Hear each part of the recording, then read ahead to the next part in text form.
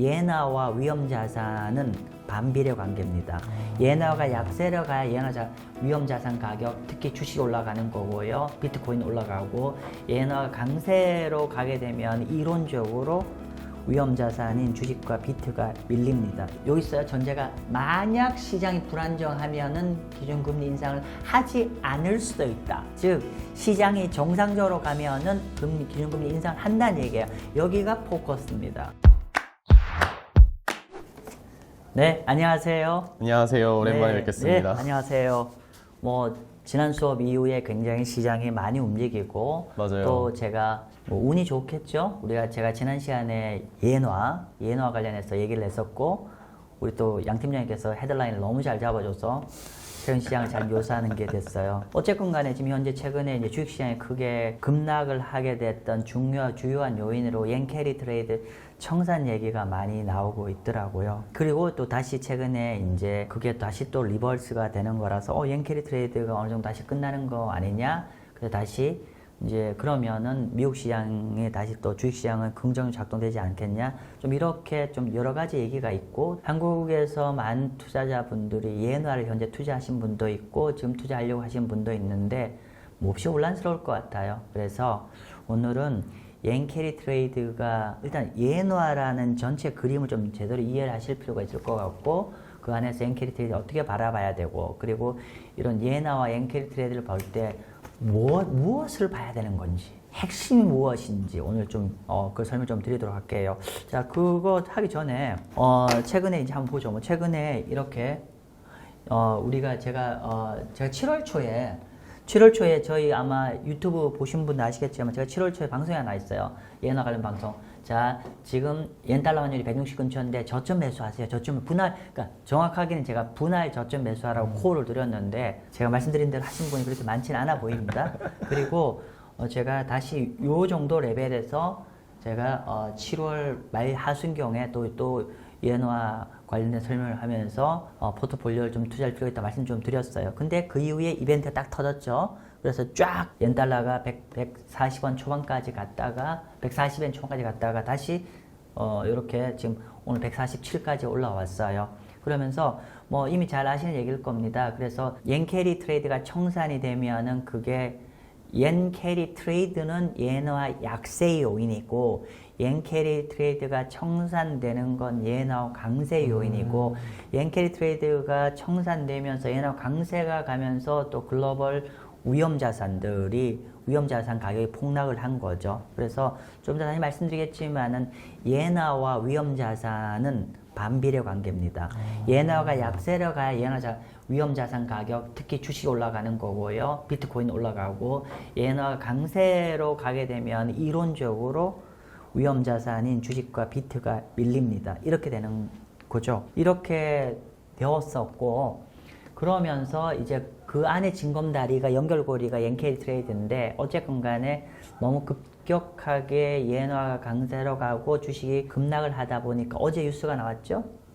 어제 일본 우에다 시니치 부총재가 코멘트했어요. 어떤 코멘트를 했냐면은 그 말씀 드리기 전에 요번에 예나가 급격하게 강세로 가게 됐던 어떤 시발점을 한번 보면은, 우리가 지난주 후반에 BOJ가 시장의 예상은 한 반절 정도 금리 인상을 할 거였는데 전격적으로 금리를 인상을 했고, 그리고 그 연달아서 미국 쪽 사이드에서 실업률 데이터가 4.1에서 4.3으로 올라가면서 미국의 매크로 경제가 좀 나빠지네? 그럼 금리 인하를 많이 해야겠네? 라고 하면서 딱 촉발돼서 예나가 쫙 강세로 갔죠. 참고로 이 그래프를 보실 때 숫자가 아래로 가는 거는 달러 대비 예나 강세가 되는 겁니다. 자, 그런데 그러다 보니까 너무 급격하게 강세로 가고 시장이 막 흔들리니까 이제 우치다 부총재가 급격하게 이제 금리를 당분간 스탑하겠다 이런 거고요. 자, 이게 무슨 말이냐면, 스탑을 한다면서 이제 예나가 다시 약세로 좀 가고 있고 시장이 안정화되고 있는데, 근데 이게 중요한 거는 뭐냐면, 앞으로 우리가 멘션을 자세히 보면은 앞으로 안 하겠다가 아니에요. 금리가 오르는 걸 잠시 홀드하겠다는 뜻입니다. 인상하는 걸 그 뜻이고, 그래서 이 양반 얘기했더니 조금만 더 보면 한 3가지 정도 얘기했어요. 첫 번째는 시장의 변동성이 커지니까 우리가 이런 경제 우리의 목표를 달성하기 어려우니까 상황에 따라서 기준금리 우리 앞으로 점진적으로 인상을 할 거라 예상했는데 이걸 좀 우리가 좀 방향을 좀 속도 조절할 가능성도 있다라 말씀드렸고, 그리고 여기 있어요. 전제가 만약 시장이 불안정하면은 기준금리 인상을 하지 않을 수도 있다. 즉 시장이 정상적으로 가면은 기준금리 인상을 한다는 얘기예요. 여기가 포커스입니다. 사실 그렇게 봐야 될 것 같고요. 아무튼 이렇게 하면서 지금 책에 쫙 강세로 갔던 게 또 약세로 좀 다시 반전이 됐는데, 그러면서 다시 시장도 주식시장 좀 리바운드를 했는데, 그러면 예나가 앞으로 약세로 가는 거야, 강세로 가는 거야 라는 거에 대한 정확한 판단이 필요할 것 같아서 그거 판단을 정확하게 할 수 있게 오늘 좀 수업을 좀 진행하고자 합니다. 자, 보면은 일단은 예너의 속성에 대해서 생각보다 정확하게 아시는 분이 별로 없으신 것 같아요. 그래서 제가 뭐 표현이 그런데 이렇게 표현했어요. 2024년은 예네, the year of the yen, 예너의 해다라고 네. 얘기했고, 그렇게 본 거는 뭐냐면은 이렇게 한 네 가지 관점으로, 네 가지 측면에서 예너는 아마도 이렇게 플럭추에이션, 어쨌건 간에 큰 그림에서는 예너가 연초보다 점진적으로 예너가 강세로 갈 거라고 보는 견해를 가지고 있고, 그렇게 보는 견해는 한 네 가지 정도의 논조다. 우리가 뭐 기본적으로 말씀드렸지만은 첫 번째는 미국 금리와 일본 금리 갭이 줄어들 것 같다. 즉 일본은 금리가 올라가고 미국 금리가 내려가니까 금리 갭이 줄어들면서 예너가 강세로 가는 거고, 두 번째는 연초부터 그런 말씀드렸어요. 미국이 노동시장 중심으로 해서 금년 하반기부터 본격적으로 경제가 둔화될 조짐이 커진다라고 말씀드렸고, 그러면은 연말로 갈수록 미국의 매크로 경제가 안 좋아지게 되면은 미국 경제가 안 좋아진다고 했을 때 참 아이러니컬하게도 예너는 달러 대비 강세로 갑니다.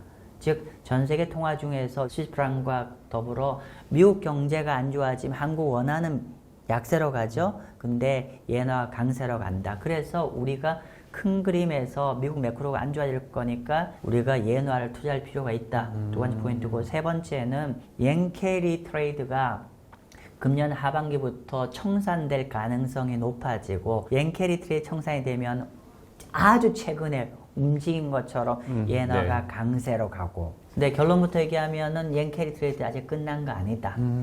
그리고 네 번째는 아주 그냥 본질적으로 예너가 전 세계 주요 통화 중에서 여전히 가장 저평가되어 있다. 이렇게 한 네 꼭지로 금년 한 해를 보면 우리가 왜 예너를 갖고 있어야 되는지에 대한 논거들입니다. 그래서 지금부터 본격적으로 한번 설명을 좀 드릴게요.